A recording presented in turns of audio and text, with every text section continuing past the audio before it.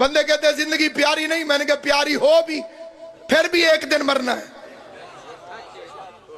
کتے کی موت مرنے سے بہتر ہے بطول کا وکیل بن کے بندہ مر جائے۔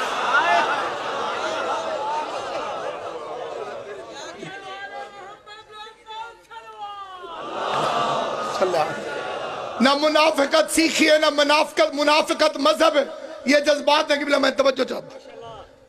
نہ منافقت سیکھی ہے، نہ منافقت نصب العین ہے۔ علی کی ولایت انسان کو وہ طاقت اور شعور عطا کرتی ہے۔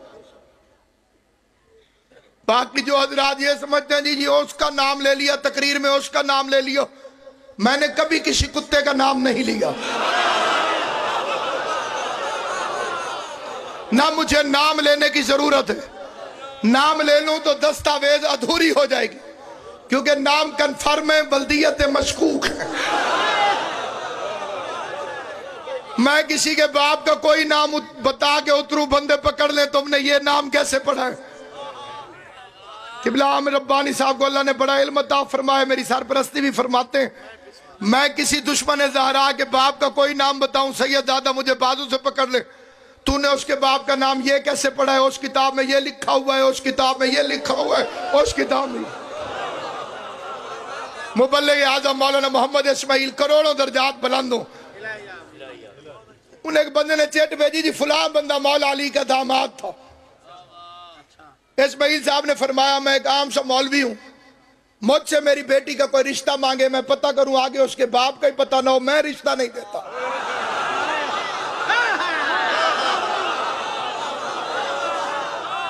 جس کے کتابوں میں 4 باپ لکھے ہوئے ہوں اسے علی بیٹی کیسے دے سکتے؟ مولویوں نے پرچہ کر دیا، زمانہ اچھا تھا، اس زمانے میں مولوی سے بھی کچھ پوچھ لیتے تھے، اب صرف لا پوائنٹ پہ بات ہوتی ہے، اس میں ہمارا نمبر ہی نہیں آتا۔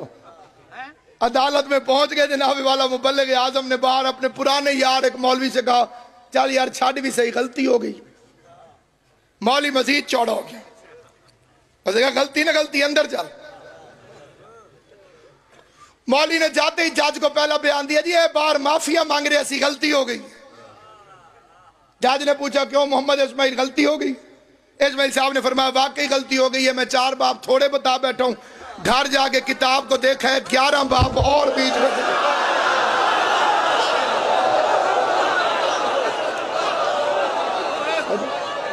اتنی توجہ نہ کر۔